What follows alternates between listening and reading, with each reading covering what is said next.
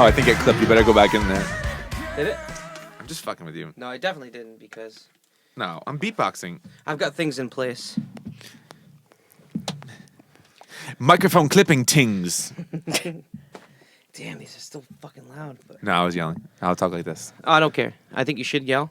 I'm going to yell. I probably will do impressions of Grace, and it'll be loud. Yeah. Oh, yeah. Dude, isn't it crazy how good this microphone sounds? Sure. I mean, you're pretty far away from it, too. Oh, now who's got bad microphone etiquette? Am I really? I feel like I'm on top of it. Yeah, I feel like I'm on top of Yeah, mine. you should be fine. I'm not used to Am these I mics doing it right? sounding like Am I doing it right? Yeah, you're doing a great job. Okay, thank you. Well, we were doing the podcast with Dave Alves, and Grace, like... I took a sip of my drink. She took a sip of her drink, and she was like... and then she was like, I'm sorry! And she started laughing, and like the whole podcast, I just kept being like... Like she sounded like Slimer from like Ghostbusters. It made that. It was just awful such a gooey sound. What did your podcast reviewers say about that on iTunes? We haven't released the podcast yet. I don't dare. Well, I'll start off by saying today we have Rich Ferri on the podcast, and it is a really, Whip, whip. really ceremonious type of thing because you don't know it, but every single podcast I've had so far has mentioned you in some way or form. You've been mentioned. Really? I don't know if it's because you know every single person that we've had on the podcast, or if I actually have a crush on you and I can't help but bring you up. I think it's the second option. We should have that thing in betweeners where whenever someone talks about their ex-girlfriend, they go beep, beep, beep, beep, beep, beep, beep. We should have a Rich Ferri beep. Yeah, maybe an alarm that goes off. Wow. Beep, beep, beep, beep, beep, beep, beep. Just like the world's least interesting drinking game about the world's most sober person. So I also want to there say that this is going to be a really gassy, burpy podcast because Yes. we just had Tia Maria's Portuguese cheese. Portuguese breakfast. So I want to start the podcast off not by introducing Rich, but asking you how your breakfast experience was this morning. My breakfast experience was probably one of the largest letdowns of 2019. Ooh, Oh, shit. Yeah. Oh, I did sell you the It's best. been a busy year, and this is one of my first days off in 2019. And we planned this for weeks. Yeah. And we last night I texted Kyle at like 2:00 in the morning and said, "Can't wait for Dad's Day out." And we were going to the place that Kyle described as like the best breakfast sandwich in America, and we're all breakfast sandwich aficionados. Yes. And we got there this morning, and it was closed. It was closed, and I knew that they were closed on Mondays, but I didn't know today was Monday. And there's just, unfortunately, no disrespect to the place we ate at. It was just impossible when your standards are at this level. Yes. It was probably a perfectly great breakfast sandwich. So but shout out to the baker. For those who are listening who might not know, we're in the New Bedford, Massachusetts area, and Westport to be specific. But there is a fantastic. If you are a fan like me and Rich Ferri of breakfast sandwiches, and I say fan, I don't know that anybody could really understand our love for breakfast sandwiches, but maybe there is. I think I've come across some people who are also like massive fans of breakfast sandwiches. I did one. Sorry. yeah, I mean, most mornings it's like the very first thing I think about when I wake up in the Yeah. morning is I just like one eye peeks open, Mm-hmm. like darts around the room like the squirrel from Ice Age. Yeah. And the first thought I have is like, where am I going to get my breakfast sandwich this morning? Totally. You're And there's looking like for your nut. yeah, there's like a menu of like 5 to 10 places around Providence that I will always go to. And it's also surprising the amount of places. A good breakfast sandwich is tough to find. it's very difficult. You know, because you're typically it's before work, so you don't have time to sit down at a restaurant. And restaurants always have a breakfast sandwich, but like finding a quick breakfast sandwich is not easy in New England. It's very difficult. And I mean, totally. The other day, also my little breakfast sandwich story, similar to yours, is I woke up and I had night swim coming in, and it was a snowstorm. And not only was it a snowstorm, but I got whacked with quarterly taxes that morning that wasn't expecting, and it was large and in charge. And I was having a rough morning, and I knew I needed a breakfast sandwich. So I actually texted Jess from Night Swim, and I was like, "Hey, we need to start a little bit later because I need to go on a snow adventure to get a breakfast sandwich." And Dad I don't know needs that a I don't know sandwich. that means anything to you, Jess, but this is what I need right now. And so I trekked out in the snow and got a breakfast sandwich at the baker which I'm going to plug as one of the So best good. breakfast sandwiches you can get. Wow. It's a bakery, so you've got really fresh bread, and they do farm fresh eggs. You can pay extra to have like a locally sourced This hurts. This is a egg. hurtful thing you're doing. And right the most amazing thing about the egg is they cook it to perfection. So not everybody is a child like Grace and enjoys scrambly eggs, as she would call them, quote, scrambly eggs. I don't call them scrambly eggs. You do, and you know, I don't. I told myself if I was ever going to find myself in a situation that I needed to get married, it would be to a person who didn't eat scrambled eggs. Yeah, well, you didn't. Anyhow, they cook the egg to perfection. So this is gooey, but not like running all over your hands, but just perfection. And the ingredients are so fresh, and I just really wanted you to experience that, Rich, and you let us You down. sold him a lie. The worst part is we're never going to hang out again. Nope. Ever. It's so true. So I guess I should say Rich is a filmmaker, a local filmmaker here in the Massachusetts, Rhode Island area. We've been really bad at doing introductions. Like for every podcast, it's been just awkward and weird and strange. And we've tried all these different methods of introducing, but it never feels right. So I don't really. Why don't you introduce yourself? Yeah, maybe we should try that. We haven't tried that. Yeah, that sometimes works. Yeah.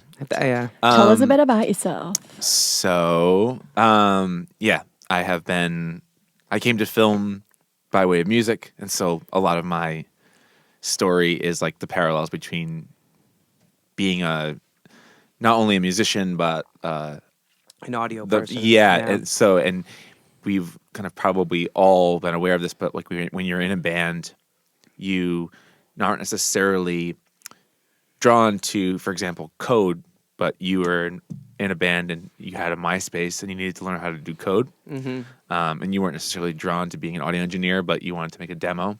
And so so a lot of my things that I do now professionally are actually just derivative of being in a band, in a DIY band. And so, yeah, currently I'm a filmmaker. I work in like three arenas, largely like freelance commercial work where I produce, direct, shoot, and edit my own videos for my own clients. And that looks like a lot of music videos and like fashion videos and branded content, event recaps, that kind of stuff. 1/3 of my work is as a wedding videographer, and 1/3 of my work is as a DP on film sets, which is just the abbreviation for director of photography, which is like the person who's in charge of how the camera moves, how the image looks, how the lights work, and often the one that's actually shooting the spot.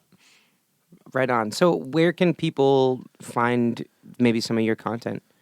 My primary place for reaching people is Instagram. So my Instagram is probably the best place to go. It's also the place that I have found is the best fit for folks who make stuff like me. Instagram seems to be the platform that is most used by other DPs, and also is still the current front runner for the wedding industry too. So on both my like DP work and my wedding work, Instagram is the best place for it. I've also noticed that aside from the people that are featured in the film or like the client that the video is for, general viewers are not super apt to watch full videos and to like leave a platform, whether that's an email blast or Facebook or Instagram. They're more likely to just consume individual still frames. So a lot of my work is actually exhibited on Instagram as still frames because I think that's what people have the time for. Yeah. Absolutely. And since a lot of what I do is not storytelling, like I'm not a director, I'm a DP, so a lot of what I'm trying to convey to future clients are not necessarily like the actual client, but they're like production company, or they're a director, or they're a person who's really saying, I'm looking for somebody to come into my production and create a certain look or a certain aesthetic. So it's not so much about the story. So people don't necessarily need to see my frames for my videos as part of a greater story. It's really like, do you like how they look? Because that's really what I spend a lot of my time focusing on, is like how things look, how the camera moves for sure, and like what lens choices we make. But it's largely about like the color and light and composition. So to me, that doesn't feel lacking. Whereas like if I were purely a film director, Instagram probably would be a shit choice for that because you're missing the most important part, which is like the story. What are your opinions of Instagram? Because I feel I like Instagram. I really don't like Facebook. But what are your personal opinions of Instagram? You have any thoughts about Instagram? Yeah, I think Instagram plays a disproportionately large role in my life. I think Yeah.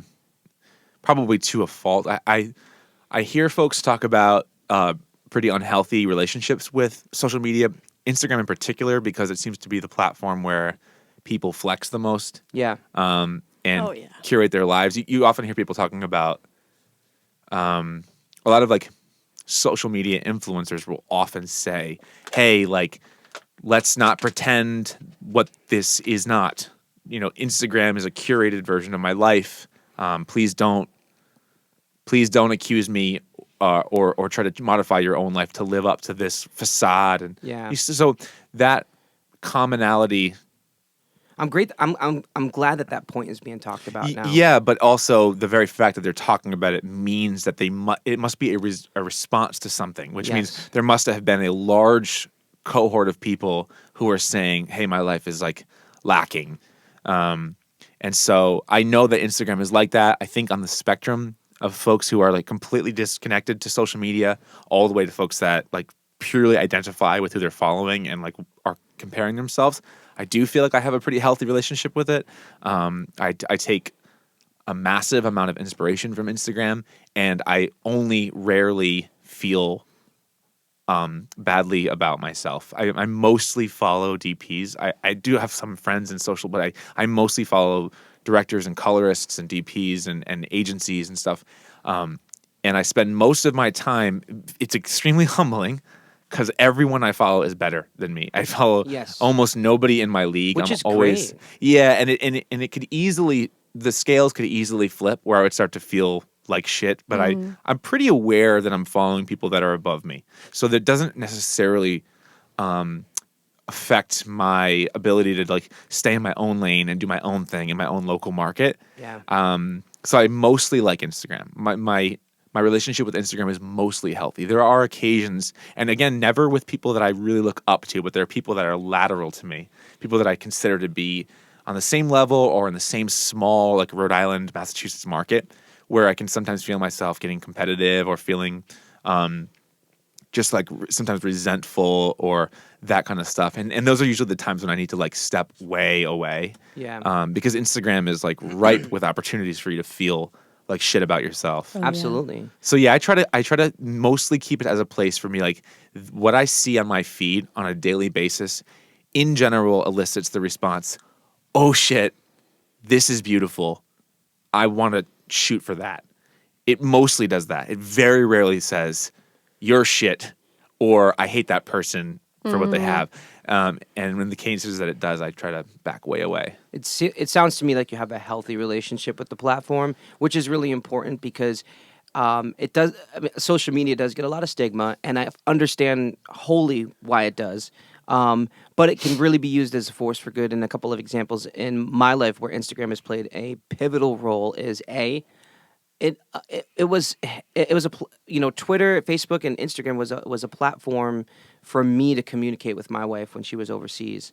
If it wasn't for social media, we probably wouldn't be married today. And that's No, we wouldn't. we wouldn't absolutely wouldn't. Yeah, I mean, Wow. so Cheers, Facebook. people can talk all the shit they want, but there's great aspects of it. It is helping people stay connected, but also I often say to people here, Instagram has been great because for the first time in my life, I sure when we started it was MySpace, and MySpace was hugely effective in promoting our bands and booking tours and getting our music out there. As soon as things started to get curated and algorithms started to happen and people kind of caught on and was like, hey, we've given the world enough free advertisement. It's time to monetize this. Things got really shitty, but still to this day, my business is totally affected by Instagram. I'd imagine your business is affected by Instagram. I literally have people. I literally have inquiries into recording where I ask people and I'm like, well, where did you hear of the studio? And they're like, Instagram. And I mean, our Instagram page isn't like, we're not verified with 10,000 followers or anything. But even just on a local level, the platform and It's doing being all right. it's doing all right, and it's literally brought me customers, and I feel like for the first time in a long time, I haven't felt that type of reward from social media. I was always just like, man, everybody's barking that you need to be on social media, doing the social media thing, and I just was feeling like I wasn't getting any rewards from it. The thing that we talk about all the time, where like you're posting and promoting your band and nobody cares, nobody wants to see it. Everybody's just like, advertisement, and they're just, they're liking that video of the rat dragging that pizza down the street and whatnot. But yes, I love Instagram. I think it's cool. Facebook has gone in a really crappy place, and I actually think a lot of it is Facebook's fault. I mean, obviously, the nature of the platform has opened They took over Instagram, right? They did. Yeah. Well, the thing about Facebook that I think has been why it's had such a turn into such a negative connotation and it has such a negative place is because, Facebook is the social media platform out there that is trying to be multiple and in a lot of ways opposing things. It is trying to be. It is the place where we're on a feed. We're seeing a cute picture of our friend's baby, and we're seeing recommended posts based on our behavior outside of the platform. And on the next post, you could see somebody saying something extremely inflammatory or sharing an article that can ruin your entire day because they shed light into something you don't know. And the next post is your friend's kids. And the next post is like a great recipe. And it's like a barrage of emotions. And if a person were behaving like that, if a person were having those types of thoughts, we would think of them as like having a mental disorder. Yeah. And we would say like you're unable to compartmentalize like really shocking and like really intense emotions. And it's like inhibiting your ability to do regular things. And Facebook is like the embodiment of that. Yeah. And that's super unhealthy. And because it has a monopoly. So if you were going to think of that as like almost a mental disorder, and then you realize there's like no alternative. So that is the only place where you could consume a social version of the news. That is the only place where you can consume the pictures of your friends' kids.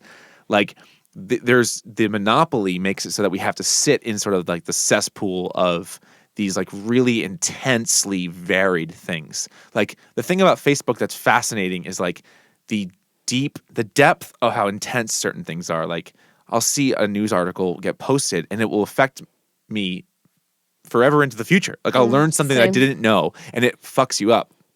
And then it is also extremely trivial. There are like very, very funny, stupid memes that are so entertaining and they're like addictive. And the fact that those things exist in parallel, and then more importantly, they exist in parallel and you don't control the feed. Yeah. So like they come at you in this completely random way that I think that has created this just nastiness on Facebook. And I often think like this morning, I saw a targeted video about women with low sex drive, and just trying to like bring some like light to this thing that happens with like young, beautiful women that are just like, I'm married and whatever. It's this very taboo thing put out by some feminine product, and the comments were savage, just like these baby boomer men with their like motorcycle or like dead deer profile pictures just being like I'll show you a good time. I'll bring back your sex drive. And there was this one comment that was like so lewd. It was like so sexual. And like I just moused over it and it's like a grandfather. Yeah. He was probably like 65 years old and he has a profile picture with him and 4 grandchildren. And I was like, Facebook is broken for this reason. Like everyone should be allowed to be lewd. There should be a space for you to be lewd. That's like why we love free speech. You should be able to be trashy and whatever. But you should also be allowed to be a family man. There should be no problem with people being allowed to be a family man and on their other platform, they're with their friends, they're in a private place. This is what people always called locker room talk. Like the idea that people can code shift is like totally normal. However you feel about code shifting, it's a very normal human behavior. Facebook says, do them together. Yeah. Do Like, it all let at your once. profile picture of you being a legitimately probably good grandfather exist near your like trashiest thought that you had for a second, and they live together. And I think the destruction of social media has become this like mix. So all of this is to say, this is why I believe Instagram and Twitter and LinkedIn are all better than Facebook. I like because they're Twitter. tidy. They're Yes. tidy. Twitter is so public facing. LinkedIn is so internal. Instagram is so public facing.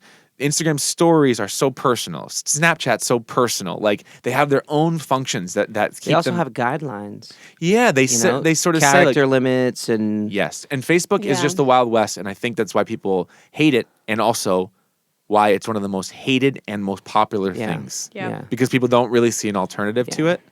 Yeah, you look at it like you look at your own poop. Oh Yes. God, I don't look at my own poop for the record, but I do. I felt I really started to feel I really started to feel the toxicity of Facebook when I would be at my job or whatever I was doing and like took a moment to scroll quickly through and then all of a sudden read a comment that put me in a bad mood. Yeah. That altered my mood. Yeah. You know, and I was like, "Whoa, this sucks." I was in a good mood and then I read this. Yeah. Like this shook me. This just changed my day. I think it's especially talking about the video you said, that comment, like, would that man say that to those people in real life face to face? If he like just, Right. so like no, probably not. So it gives people an outlet to say things that they wouldn't say to people to their face, which can be extremely hurtful and extreme. But it's like, where did that come from? You wouldn't say that to someone. So being behind a keyboard is that keyboard warrior. Like being behind a keyboard makes you think that's cool. It's okay. Dude, you know what's cool? What? You look really cool right now. I just had a moment when I was like, you look so cool right now. With your hair, Yeah. my wife's got blue and pink hair, and it looks so cool. And she's got this cool hat on and this cool glasses. And I was just like, Oh, hold on. And she has a gold and white microphone. yeah, like I'm you look, killing it right you look now. like you're like a hip hop artist or something. You just look so cool. I just had a moment. I was like, She's in damn. front of a Rhodes piano. Yeah, Rich is taking a photo, so we'll. Thanks, Rich. Rich isn't the only person I will allow to take pictures of me from now on because they're the best pictures I've ever seen, and I won't have any profile pictures other than pictures that Rich has taken. We started to go down this random social media rabbit hole, which is totally cool. But everyone's talking about social media. I kind of want to bring things back to the beginning, which was us talking about Brain. Rich and what Rich does. And I want to say, partially one of the reasons why you've been brought up so much on the podcast is because we've got artists and entrepreneurs and people who are starting up businesses on the podcast. And I can't help but mention you because Rich Ferri's relevance to my life is he dragged me out of a miserable 9 to 5. I always view you as like reaching out a hand and being like, "Hey, come join me in the freelance world." You kind of like you seriously reached your hand out and helped me so much. And for people who don't know, I was like everybody else. I was working a dead end job, a 9 to 5, hating my life, being treated like shit. I'm grateful for the opportunities that I had within these jobs because I was making a paycheck. But like so many people who kind of wander the earth these days, I felt like I was spending 8 hours a day or 9 hours or 10 hours a day. Just kind of wasting away and not really doing anything that meant anything. And today, I'm the complete opposite. I truly feel like the work that I do in this very building positively affects people and, so many people. I mean, every week, every day, it's a different client and a different opportunity to change someone's life, even in the most minuscule way. And, I can't help but think that doing that 7 days a week to 7 different people actually brings some change to the world. I feel really good about what I'm doing, and I have to say, I would not be here if it wasn't for you. There's been, not to get, senti, but it really, you definitely helped nudge me in that direction. So, Rich did mention that he's a wedding videographer. and not to be a word that's stigmatized at all, because his weddings are absolute works are of works art. of art. And I think that anybody who hires you should be absolutely honored. I mean, it's like hiring Picasso to do the painting in your vestibule. You know, it's like, so. Anyhow, you do great work, and I was so honored to help you out and kind of be introduced into freelance, which is probably the future of, like, I feel like, The future of work, your probably. kids or your kids, like, their first jobs are going to be freelance gigs. Yeah, And weird. then they'll decide down the road that they want to start a corporation or start a business or whatnot. But yeah, so Rich Ferri does these amazing videos and kind of brought me on board to help him, and he trained me up. I was telling someone the other day, I was like, a video person. I had a video person, Austin. Have you ever heard of I know Haas? him. You Yeah. know Oh him. yeah, Great. they know him. He was in here, and we always chat about you, and we always chat about video, because their work is fantastic. Beautiful work. And yeah, they obviously love your work. And I was like, yeah, they were talking about bringing on employees and interns, and I was like, man, when Rich brought me on, because they were talking about trust, and I was like, he made me drive to Warwick at like rush hour to get to his house at 9 a.m. so that we could edit in the same room, and he could like keep an eye on me. Adult supervision. Yeah, yeah, and it was so funny because Oh, you say it like that. Rich is my friend, but Rich is also so good at being like a boss. Like, he would peek over to me and be like, "Yo, you're doing that in the most inefficient way known to man." Like, even somebody who wouldn't know what they're doing would do it more efficient. Like, what are you doing? What are you doing, Kyle? Or, hey, you need to basically slap me on the wrist, be like, "Yo, stop I'm looking cringing right now. I Stop, don't know stop what he's looking about to say. stop looking at pictures of whatever and like get to work," and say it in a Get really off those nice memes, way. Kyle. But Yeah. no, the point is, we did that for a couple of months so that we could work side by side, so that he could kind of get me to work the way he wanted me to. Not really work the way he wanted me Yeah. to, but do the work. You know what I mean? It's hard in a creative industry to even fathom that somebody that you can kind of replicate this and hire people to do it. Yeah. But yes, and then from there, wedding season ended, and you were basically like, "Yeah, wedding season's over, kid. Find a job." And I was like, but it was a weird fork in the road where I was like, I am not going back to the meat grinder. I need to. Right. I need to do creative work. He had a taste of it, and that was it. And that was it. And then I started this, and now I'm feeling good. I'm feeling really good, and I really feel for people, for most people who are sitting on their ass in a cubicle 8 hours a day, going insane. Yeah. But you're in a whole nother level. You're on a level now where you're like, I want to go back to the cubicle, aren't you? Well, Not the cubicle. yeah, no, so it's cyclical. Mm-hmm. I would say this. Let me get there in a second. I have a funny little anecdote that I wanted to share before we move to that. So I think what you're alluding to is the fact that, like, when you go full freelance, there's a lack of order and a lack of like structure that does make you crave the structure of a more traditional work environment. And that's sort of what I've been interested in these days. So I'll get there. But I have a funny little anecdote about what you said. First of all, which is the day that you decided to go freelance was a conversation we had over a breakfast sandwich, which I thought was Yes. a really important cyclical Yes. part of the story. And Kyle was sitting outside at this place that we were getting breakfast sandwiches, and he rolled up his trash and looked at me and he goes, "All right, I'm going to throw this into that trash can over there. And if I make it in, I have to quit my job." Oh And my I was like, god. "All right, we'll take that bet." My job of 5 years. Yeah. Yeah. And he quit because he made it, because he's also got a great shot. He's a good thrower. I also think it's so funny because it's so funny. I'm cringing hearing you talk because I was like, I don't know what version of me you met. You know, I've gone through such a transformation since going freelance, which was for Yeah. me in 2016. So I'm just over the 3-year hump, and those 3 years were not elegant. Well, I want to say really quick that as cringe as it was me describing that, it was so useful because you kind of introduced me to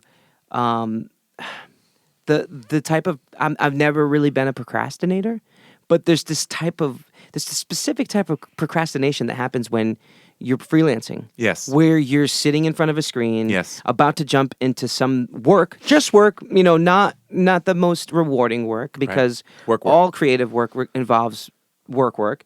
And you're just like, Right. but working in that room with you, and having you be almost like a traditional boss in the Yeah, sense. we simulated something very traditional in that space. And then we mentioned before camaraderie.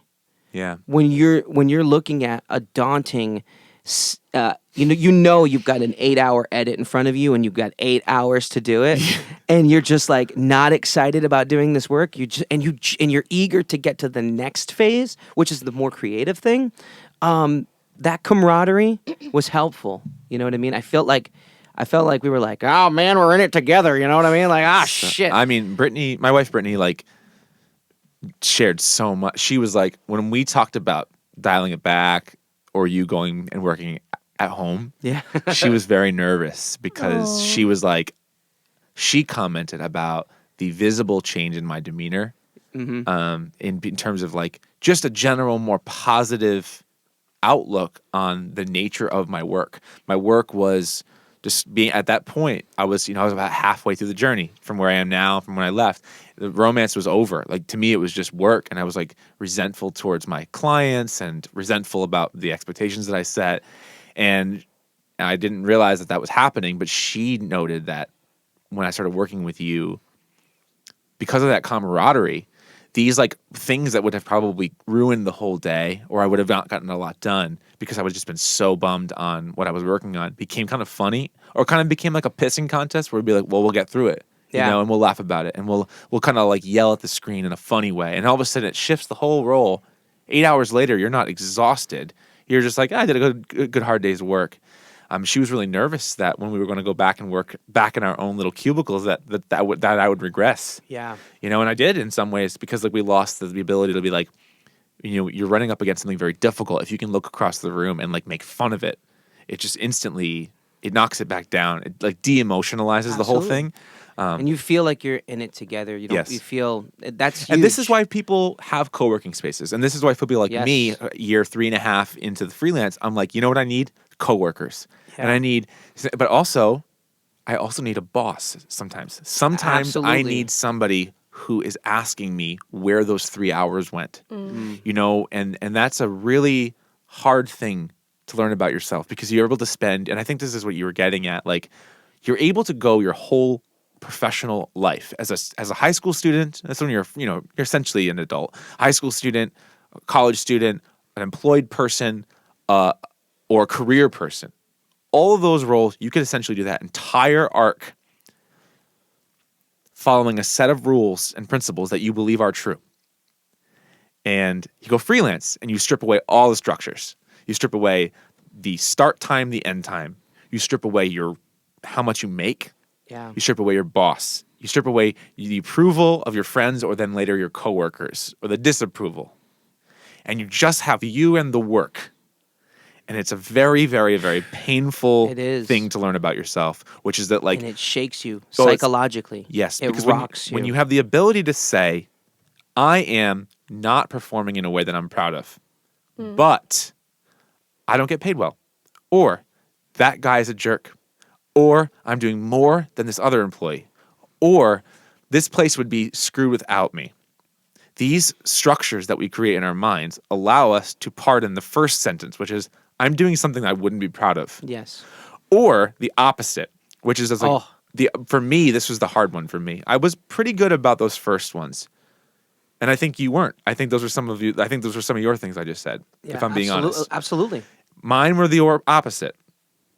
Mine were, I'm the hardest worker in this room. Yeah. I work so hard. No one's ever worked harder than me. That was a hard one. That you strip away everything, and I was like, where's my work ethic? Yeah. Like I had created a structure that said everyone says I'm a very busy person. Being freelance pointed out that that wasn't necessarily because I was so busy. It pointed a lot of like very vulnerable and very embarrassing truths about my work ethic. Yeah. And like that I might not be playing, I might not be out playing with friends. I might be home quietly destroying myself, but am I producing work? No. I'm like wallowing in guilt or struggling with like deep anxiety about starting. And so like I'm just doing these avoidance behaviors that look real pretty, Yeah. like cleaning or creating a beautiful invoice or making a nice website. These are not important. And if you had a boss, they could just call you on it. And so freelance is really just was like a very painful realization. And working with you was the first time I confronted that. Yeah. Because though you were laughing about your experience, privately, I was achieving the most work I've ever achieved Yeah. inside of an 8-hour day. And when you would leave, I would just be like, Well, what were all those previous 8-hour sessions? How much work did I accomplish? Yeah. Because I now had to like model for you. That's one thing that crazy. I noticed right off the bat about those first couple of weeks was it almost felt like a science experiment, and I feel like I walked away being like, whoa, it is so beneficial if you can instill traditional work values into your Yes. non-traditional freelance Yes.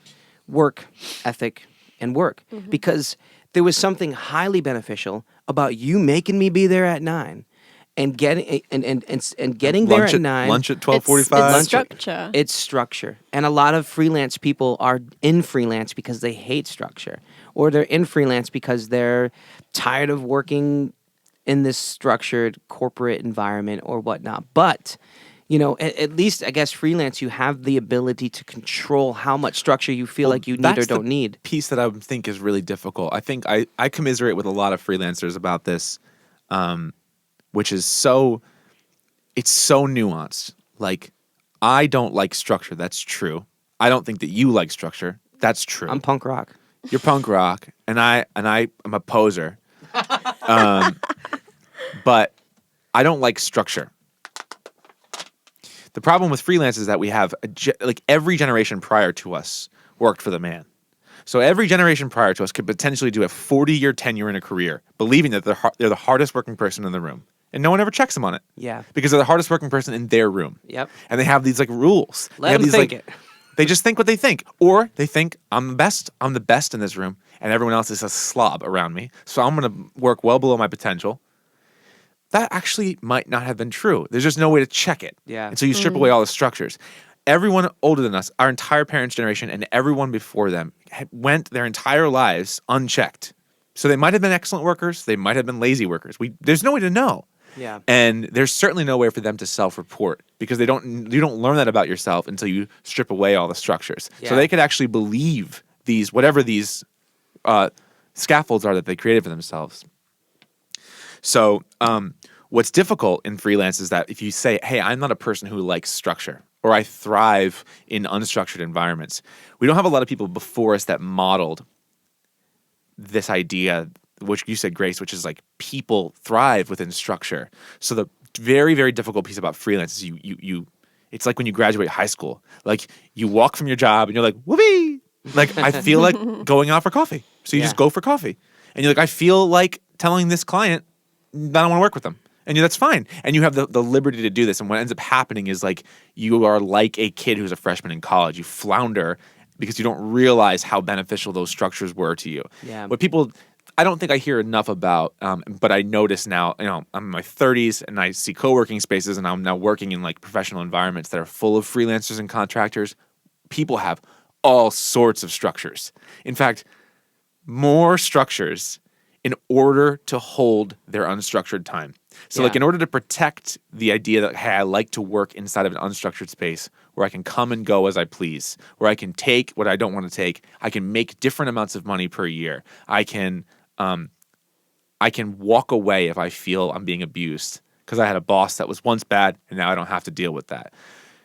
All of that is only possible if almost every other thing in your life and your business is like more structured than you've ever seen before. Mm-hmm. And it gives you the ability to be flexible in those few areas. And so like if your thing is I want to be able to have fluid income, then everything else has to be super like rock solid, tight, tight, tight. You have to And structure then- your personal life so that your work life can be more free. Everything has to be like that. So like if you decide like, hey, I have a big month coming up, I want to make more money next month. You have all these very rigid structures that allow you to increase rates without feeling emotional, decrease rates, take on work, not take on work, block off time. Like your schedule has to be so tight. And if your thing is like, I don't want a tight schedule, I like the ability to wake up when I want to wake up and do that, you can, but every other part of your life has to be serving that one goal. Yeah. And that's the piece that I think is like, you have this beautiful regimen in the summer of like, you wake up Yes. late. Everyone would consider that lazy, except for me, who's up at 4 a.m. and you can always count on Kyle responding to a text message at 4 a.m. because your workday is longer than most people's. So you just Yeah. start late and Yeah. you like go to the beach and you swim in the morning and you get your coffee and you know how your brain works. You know how you want to warm up and get moving. That looks like chaos to other people. That looks like the freelance that we all love. Yeah. But then what happens is that then the clock strikes. Yeah. And then the regular day starts and the grind begins. And so that's the looseness that we needed with freelance. But you got to learn about your shitty things that you maybe never had to learn in high school or Yeah. never had to learn in the professional world. I have one other funny thing, Yay. which is when you and I were starting that, we were coming off the back end. So I had to play like a leadership role for you, which is so funny. Which I also want to say it was beneficial for me. I'm glad to hear that. It was was great. beneficial for me too. Yeah. But it was, I think I may have even like pushed you to do it. And I was like a kid. You know what I mean? I was so like, what happened was how far? I had to test the waters too and be like, oh, how? and how's that's this gonna something that I operate had a little never bit? learned. I had never learned how to hold a line with people. You were the first person that I checked you on your behavior, which is so weird. Oh, For totally. so many reasons. One, it's weird because it's not my personality. I was a doormat, and I would never, ever, ever tell people when they had crossed the line because I didn't know where the line was. Yeah. Number two, I had just come off 5 years of being a high school teacher, which shows you how I was at holding the line as a high school teacher. Oh my God. And three, the funniest one, which is that like you were a person that I had spent all of my adult life looking up to as a musician and as the lead singer and frontman of the cool band.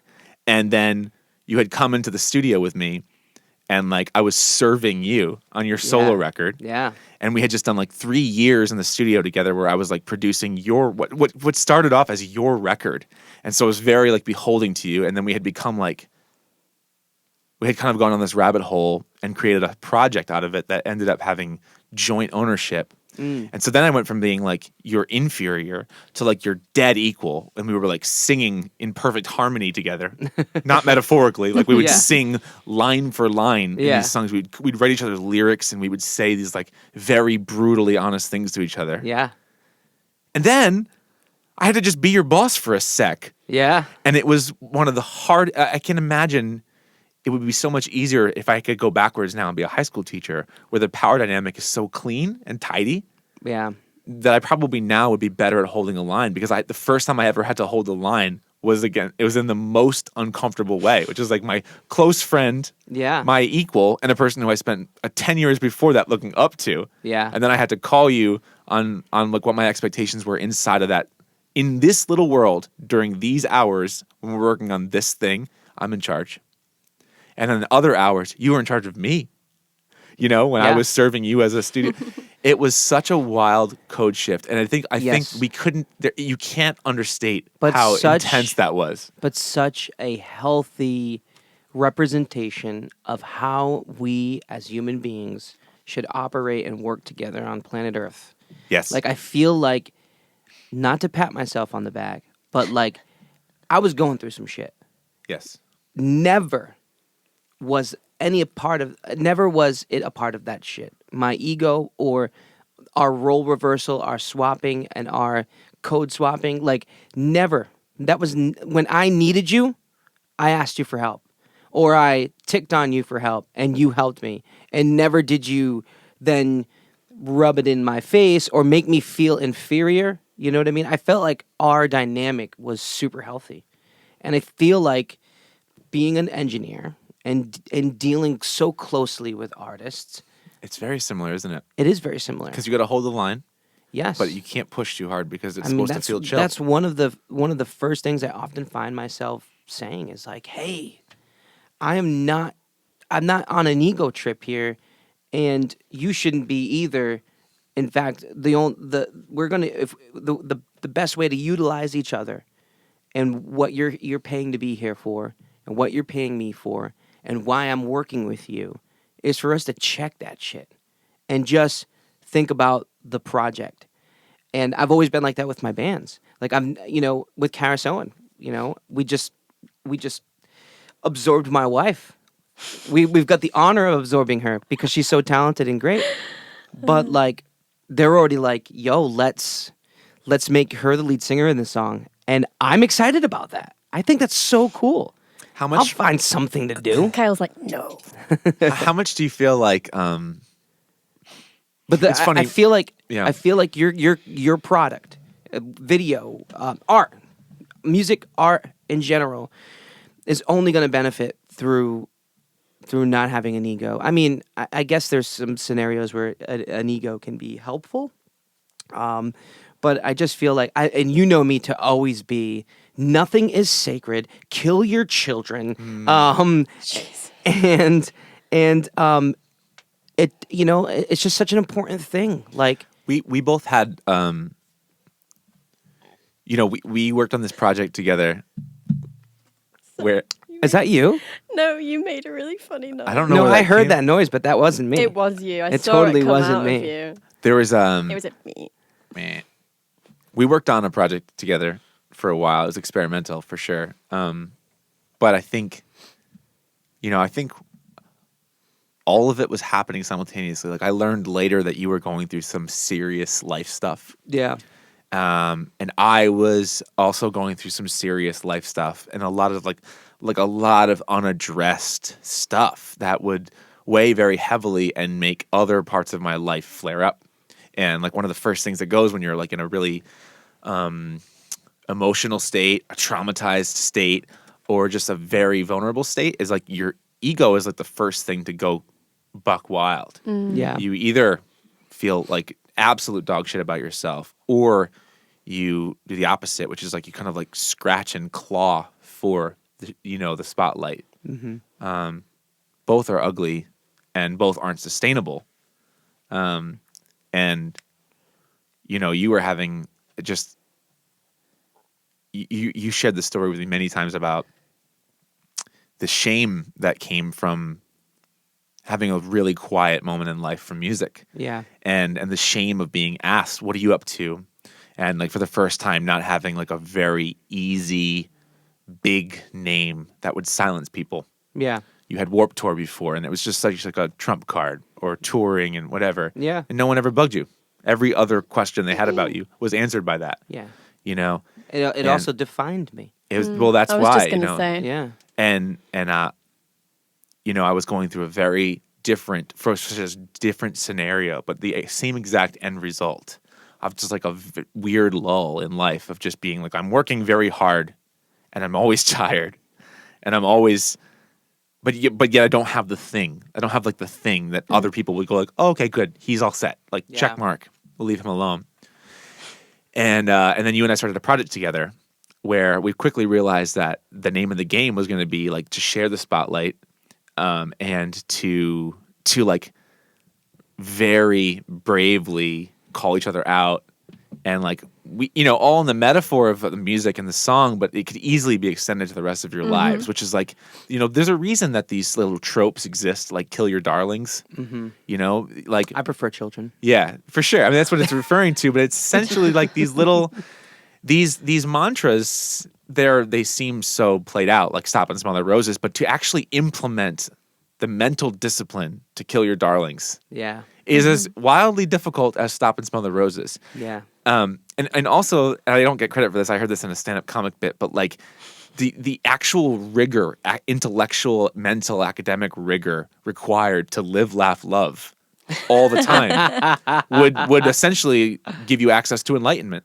I mean, it is one of It's the the most profound philosophy. It is one of the most profound philosophies, and that's why it's so laughable. You don't have to climb up to the tops of a mountain and speak to a monk. You just need to go to Pier 1 Imports. Pier 1 Inputs, but Pier 1 Imports. The idea, if you actually think about what that would actually require of you, discipline wise, in your life, to like find ways to implement those mantras and actually implement them, they're massively challenging. So like, our project, which was called Mother London, was like so difficult to do that because it was like asking the two of us in a particularly vulnerable chapter of our lives to do one of the hardest things in the world, which is like constantly put forward ideas that we thought were excellent and just expect those darlings to be killed and then say, thank you, sir. Thank you for killing that darling for me. Which is just like such, as a frontman of a band, and you were a frontman of a band for years where you operate under the idea, again, this extends to being a business owner, where like, I alone can carry this. Yeah. My ideas alone are the right fit for this thing. To do a couple years long, rigorous process of co-writing songs and like constantly slashing ideas, I have to imagine was another variable that led to your ability to do Railroad Park. Absolutely. Because I think when I hear artists talk about what it means to work under Railroad Park, you never will hear an artist talking about the mix or the sound or the gear ever. Those things are excellent. It's the experience. It's exclusively, you can't talk about Railroad Park without saying Kyle. Yeah. It's your first name is mentioned. It's not even like it's like Kyle got me to this place headspace wise. You've become the opposite of the frontman of a band. You've become like the steward for other people's experiences, which is like not something that I think you would have been able to do in that other chapter in your life. And I think that there's many, many things that happened in both of our lives that kind of led us to be these stewards. I'm no longer the frontman of a band. I'm the steward of other people's projects visually. And that was admittedly a challenge for me starting this too. I mean, I got to this point, but I it took a lot of like, even now I still talk about it, where 8, 10, 16 hours a day, I'm giving what I believe sometimes to be some of my best ideas away, and that's fine. I love that.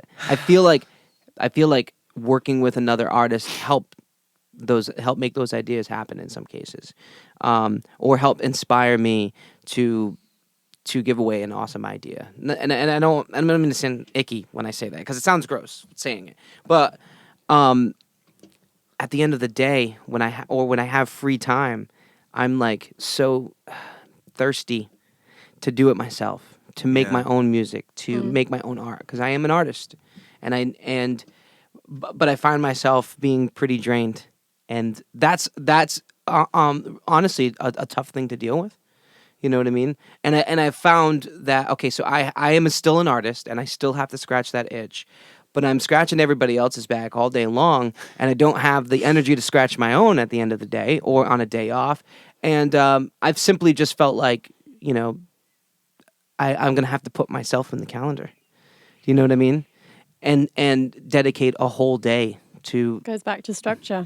Well, I was going to say, that sounds like you're describing this. Like you've hit level 1 of freelance, which is like stop drowning. Yeah. Put out the fire. And I would say... Would you also say that drowning is an important and necessary box to take on your road to success? Because I do not resent any of the large bodies of water that I plunged my head into and forced myself to drown in. No, I don't think so. There's plenty of place for. There's lots of people out there that their primary motivator is anxiety and shame. That's probably you. Well, you're probably motivated because you want to do everything you possibly can to avoid shame. That's why you get your shit done. Maybe. I also feel like my tactic, it did come from anxiety as well. The typical, I'm freelance now. I'm in charge of my own paycheck, and that's a scary thing. At first, you're just like, I'm going to say no to all. I'm going to say yes. Sure. I'm never going to say no. I'm going to say yes to all the jobs. And I'm going to work like crazy because I don't know the metric yet. Sure. I think the important thing is knowing when to pivot. Well, Because that's- I think it was beneficial for me because I gained a client base very quickly and consistent work very quickly by drowning myself at first and doing it for little to nothing.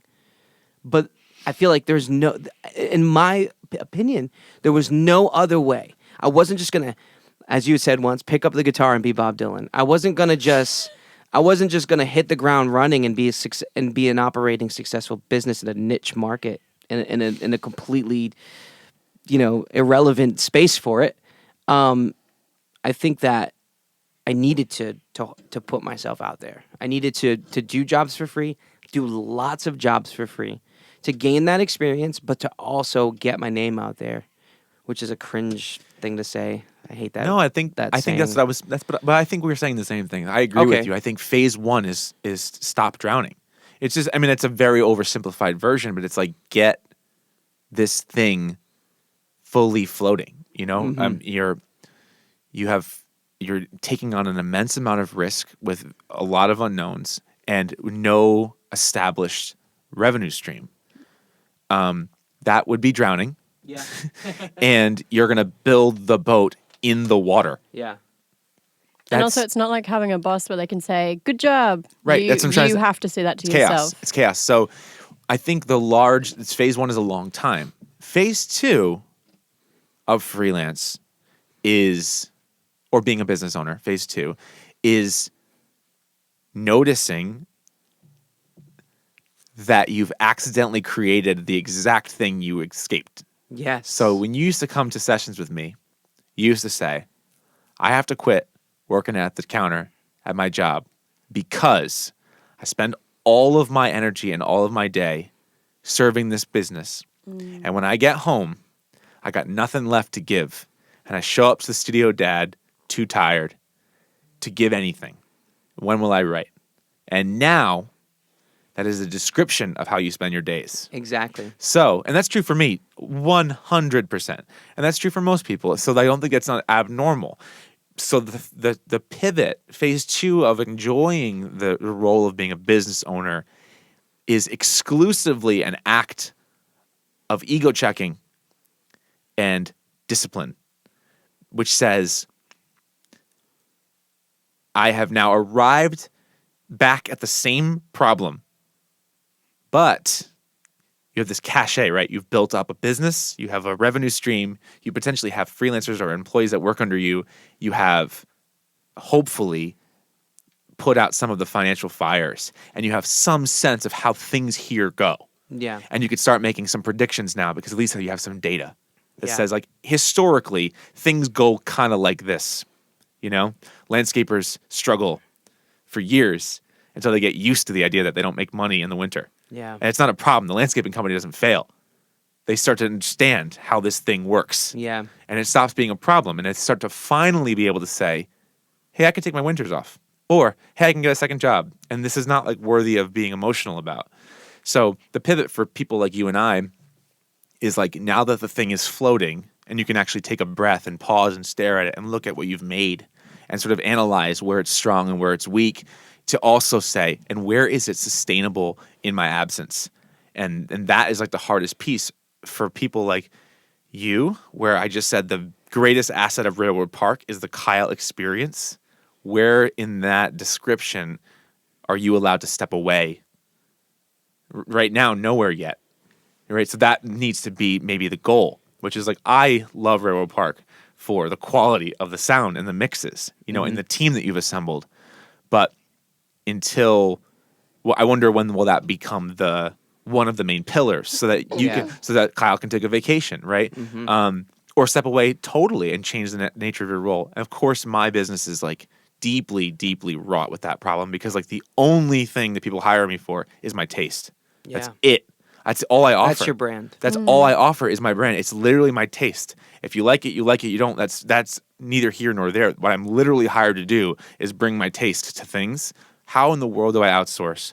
So I'm having the same kind of problem, which is like, I did not want to inconvenience my wife. I had a full-time job as a high school teacher, and I was a salaried employee with like, I didn't have to understand retirement. The school took care of that. Like, the most normal life, same paycheck for years, you know? My only goal was like, don't rock the boat. Our lives at home, our bills should remain unaffected. So my entire goal going freelance was like, meet the same income as fast as possible. Don't let anyone even notice a dip. The only thing that matters is make enough money that it looks like your teaching salary. Don't look up until you've done that. And that's what I did. And I did a lot of free work and a lot of hustling, and that's how I got there.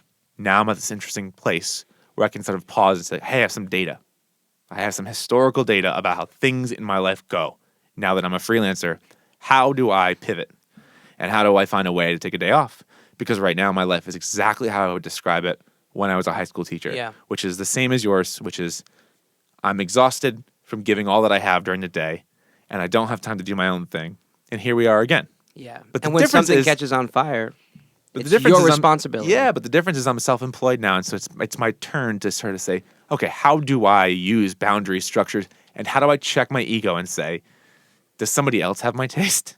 Yeah. Is there a way that I can do this with a team? Or whatever. I don't know what the solution is. I'm really struggling with it, honestly. It's a big conundrum in my life. But it is the conundrum at hand. It is the one I'm trying to solve right now. And I think it should be the one that you're trying to solve, which is like, how do I move into phase 2 of freelance and actually begin to reap the benefits of why we just did the thing we just did? You very well know that you can mass produce what you're calling your taste. But you also know that somewhere along that line, it becomes detached from what you first started. I mean, look at every successful replicated product or business. It typically always starts with somebody with good taste and motivation and work ethic, and somebody doing a really raw, good, organic thing, and then they mass produce it, and it loses over time loses touch, like Gibson guitars. Yeah. You know what I mean?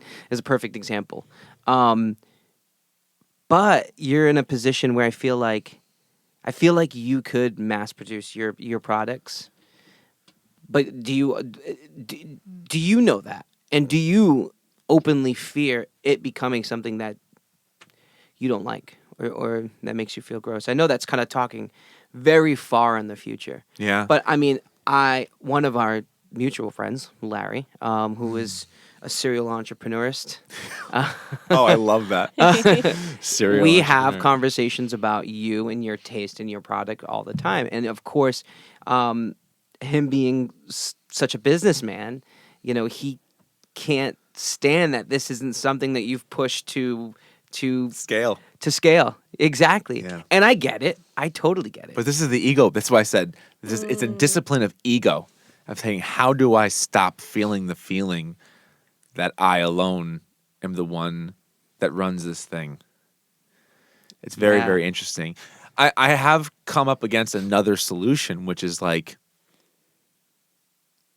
the equivalent of you raising your prices, growing your business in such a way that you don't need to hire a tastemaker, that you have somebody does everything, and then you walk in during, for example, I know that this is just top of mind, but you're a great coach during a vocal session.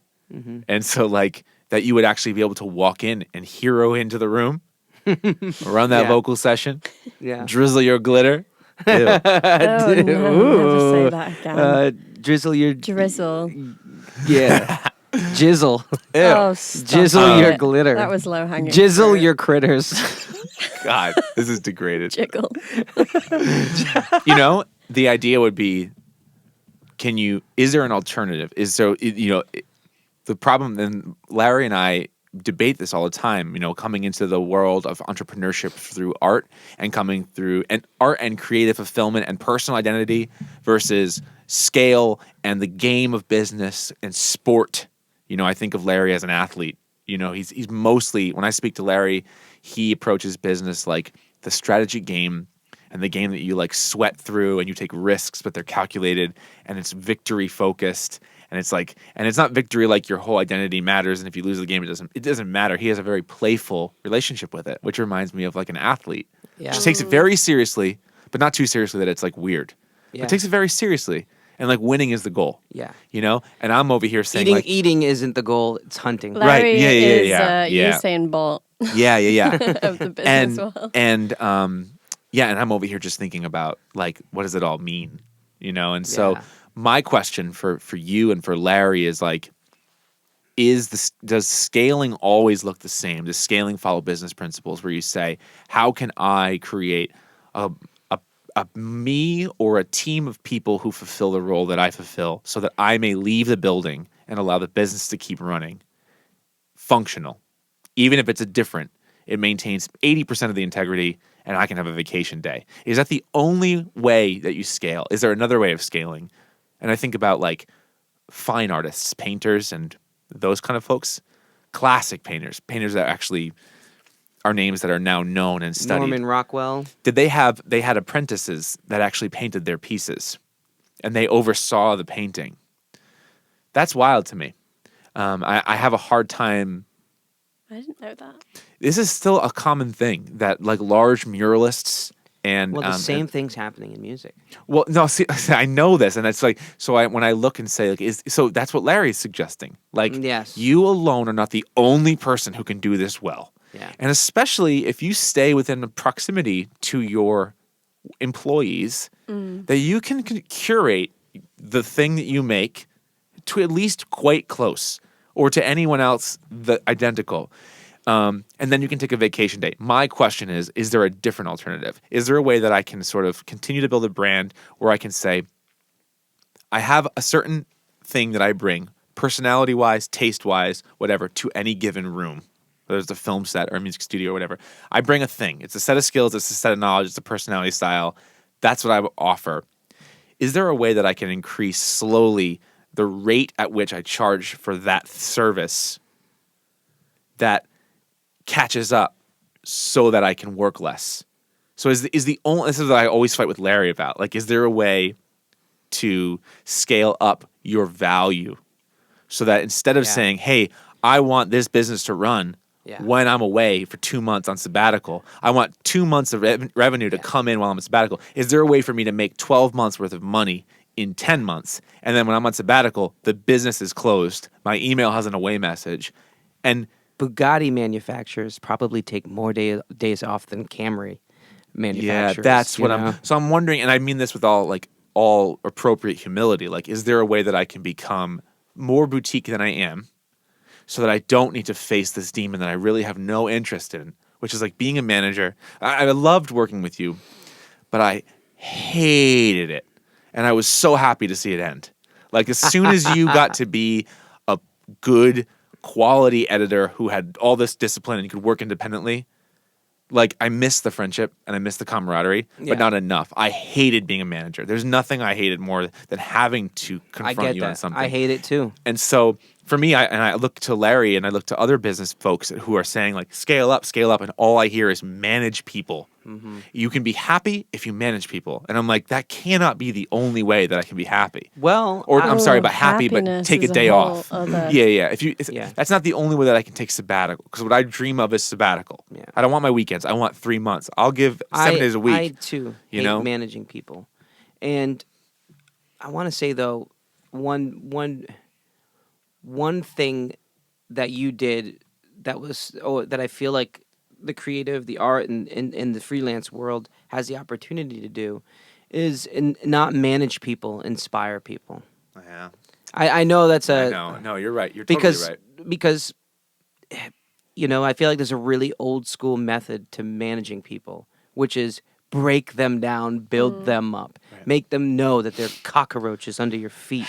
And that is toxic, but also has proven to be very productive, especially amongst baby boomers and that time, But that's that's one of the reasons I loved, you managed by giving me stake in what we were doing, or at least giving me the feeling that I had stake in what we were doing.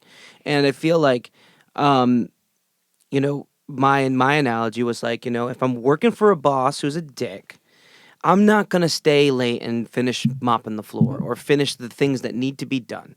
I am going to bounce, chuck up the deuces, see you later. Right. Yeah. I'm gone. You don't care what happens. Exactly. I'm not going to work harder.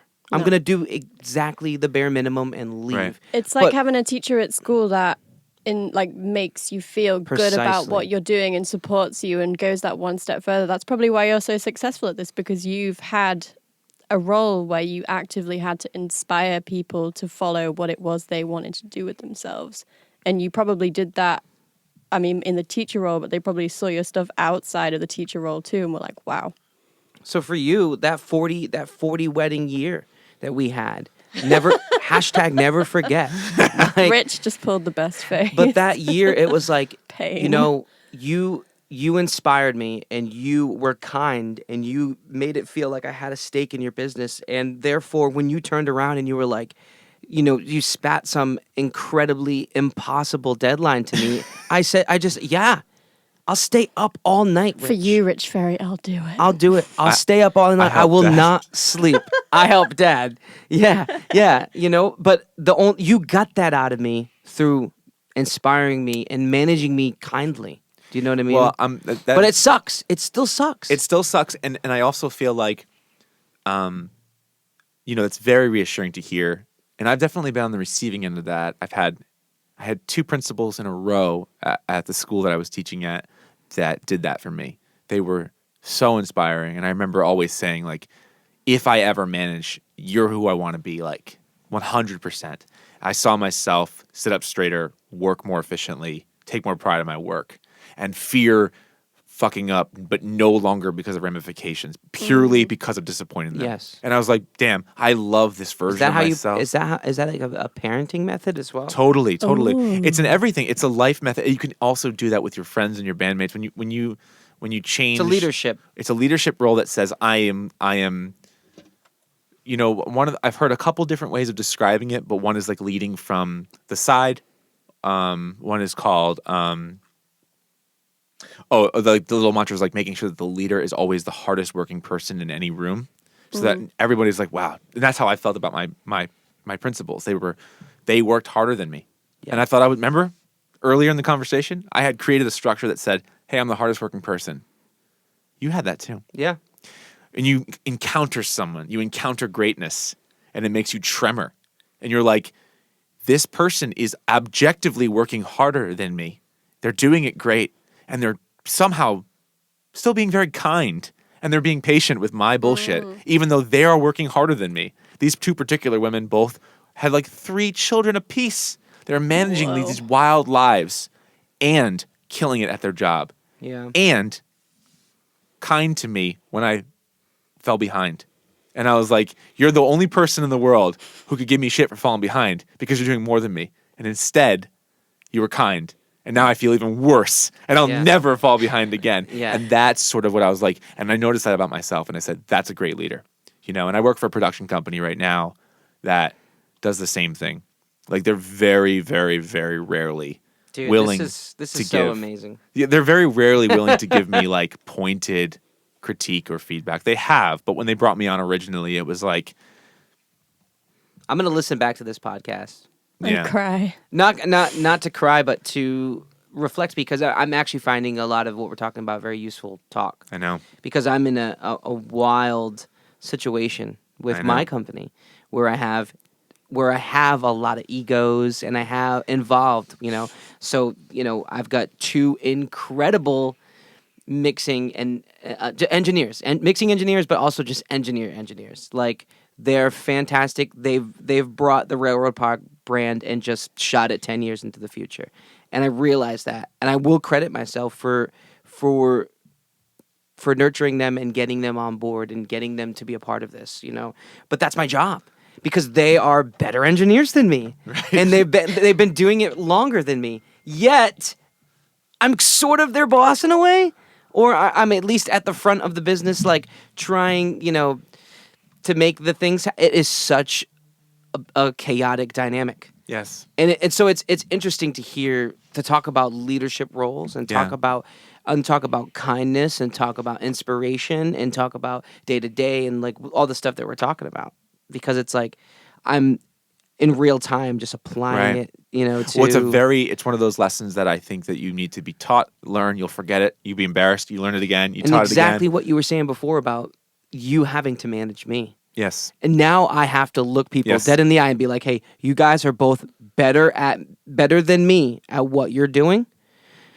But I'm going to need you to come in Yeah. extra early Yeah. tomorrow because of this, and I'm going to need you to do this, and I'm going to need you to do this." And it can get sticky, but thankfully, I've got two really just steals, man. I feel like Clinton and Eric are just like, I feel so lucky to be working with them. Well, that's what I've been noticing, like as a freelancer and a contractor, is like one of the things I love about the way that you manage the roles of Eric and Clinton here is like they are two different people with two different flavors, personality, work style, Yeah. workflow, but And more that than is- anything, their sound.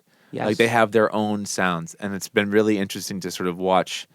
I'm being brought on as a contractor for certain projects with certain production companies. And one of the most empowering things that's happened to me since being a freelancer has been this experiences of people bringing me on and saying, "Hey, do the Rich Ferri thing here."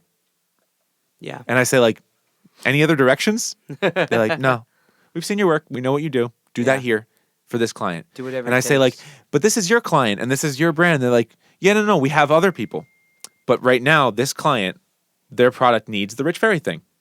Whatever that means. That could be a personality. That could be a visual style. But it doesn't matter. They're just saying, like, "Hey, you've already been vetted. We already know what you are and what you're strong at. Go do your thing."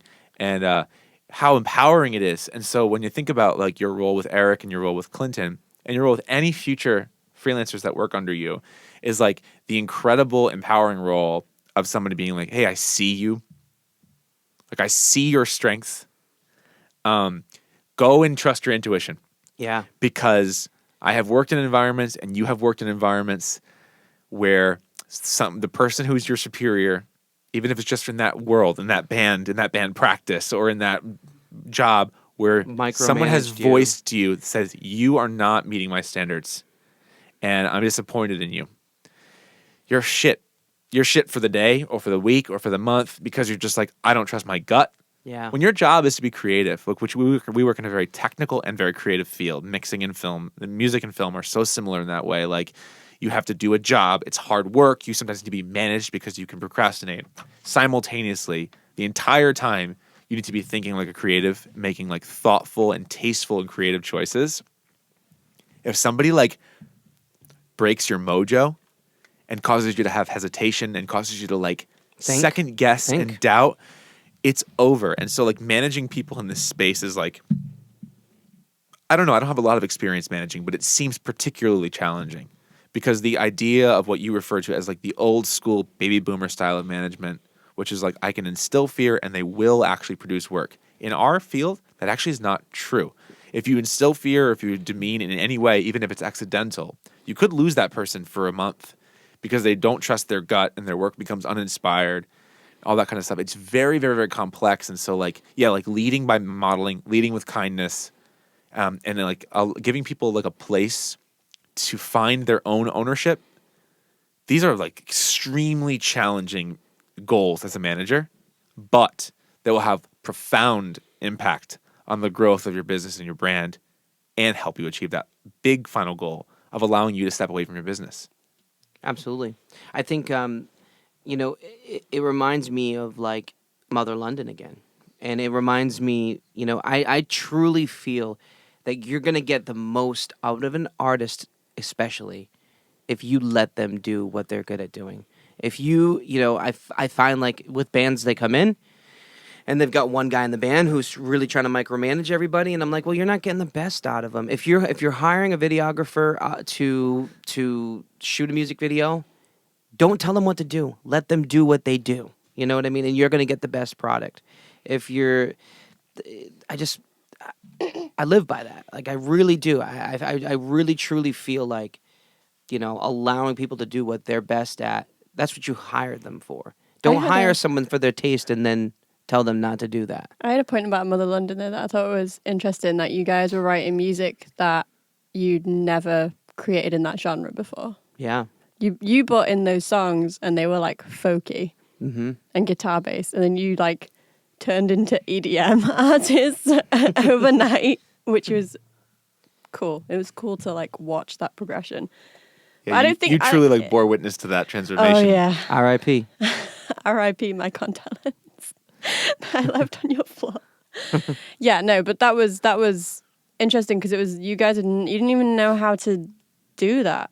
It just happened, which was an excellent interesting. exercise for sure. Oh God, yeah.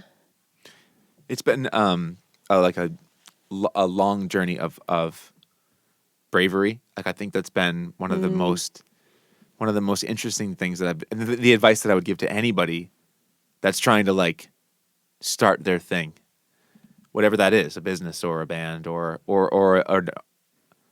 an unscratched itch because you've always wanted to be an artist or whatever, is like the bravery that's required to do it first, and the diminishing bravery required moving forward. Like if you do something that seems wildly outlandish that you can't even possibly imagine yourself doing, like there's a mental practice called like self-actualization where you like envision yourself having done the thing all the time. You need less and less bravery as you go on. And so it's so interesting. Like Mother London felt so wild. Like, wow, I don't know how to produce EDM at all. No. I was a folk musician. And then you have the audacity to make this music and have the audacity to try to do it well. And then we put ourselves out there to artists that we like looked up to in such a big way and asked them if they'd like to listen and join us. And they said yes. And then we both created our own businesses later. And every time that you do something like this, I have to say it does require less audacity. Like each time that I'm asked to do something in the freelance world that I don't have experience with, which is often, each time it does get a little bit easier. Say like, I have felt this feeling of inadequacy, unpreparedness, and imposter syndrome many, many times over the last few years. Every single time that it doesn't kill you, every time that you get away with it, and then every time you master it, you become braver. Yep. To say, I don't. Eventually, the meta brave is like saying, "Hey, I don't know how to do that," and that's like not a problem. Give us a few minutes, hours, weeks, and we'll be good to go on that thing. I think it can things sometimes... that are difficult. My biggest mantra for my kid was something that one of my professors in college told me one time, which was just like, you can do hard things. And it was like my favorite thing I've ever heard, which is like, don't diminish somebody for struggling in front of you. Don't diminish the size of how difficult that is. Just be like, you can do hard things. People do hard things. And this is a hard thing. That pain that you're feeling. That is so fucking cute. That pain that you're feeling. You can totally do hard valuable. things. Isn't that the best? The reason I find that to be so poetic is the fact that it is said with the most simple English. Yes. Do you know what I mean? You can do hard things. Like, I love it. You can say that to your toddler. Yes. Or and a college professor. Yeah, or exactly. anyone. Exactly. You can do hard things. I love that. Because it's not cotton wooling someone into thinking that everything's always going to be okay and it's always going to work out and it's always going to be successful, because it's not. And it also says, just because you're feeling a lot of like red lights going off in your head that say like warning, warning, danger, this physically hurts, or I'm feeling shame because I'm not good at this. To have somebody that's your superior just be like, essentially that sentence says to me, don't worry about those. This is a thing that yes, this would hurt. Mm-hmm. That's not an indicator that you should stop. It's just like, oh yeah, that's supposed to hurt. Hurting's part of the process. That's part of this. Don't worry about it. Yeah, it hurts. It hurt me. It'll hurt you again.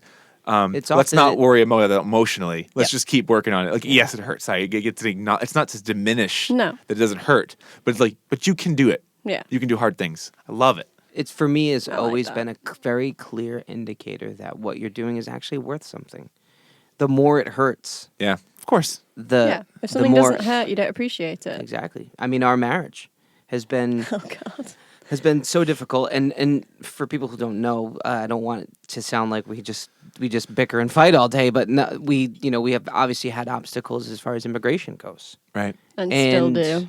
and still do, and still do. But it's like, you know, this hurts. Having this business, this hurts so much, and that's why I know that I'm doing something special. Yeah. And because it's just not low hanging fruit. It's rewarding. It's if I can pull this off, and make this and grow this business into something that takes care of me in the future. I think people are going to talk about that. They're going to say, or they're going to be inspired by that. They're going to say, "Holy crap! I can do what everybody said is not doable." Right. And so, if it hurts, moral of the story is if the harder it hurts, the better it is. The more important. I thrive on that. I really do. Like, if I'm struggling, that it's easy for me to remind myself that it's because it's for something big. It's for something good. It's for something that's not just, it's worth it. It's worth it. Let's go make some music. Okay. So James is gonna be late. Oh, great. 2:45, 3. That was why my phone was blowing the fuck up. But we haven't even. I don't think we've had an hour worth of conversation. Have we But it's not? been so engaging that it seemed like that. Really? Mm-hmm. I think we started at 12:28. It's 2. It's been an hour and a half. Has it really? Yeah. Yeah. Oh my God, that's right. I'm thinking 1:28. Yeah. Oh wait, that's great. Yeah. That's great. This had like a really great ending, so it feels like. Happy Yeah, endings. yeah. Do you have a formal ending? You don't have an ending to this. No, we don't have to. We don't need a formal ending. Nothing about this has to be formal. Well, I said let's go Bye. make music. Yes. Cut.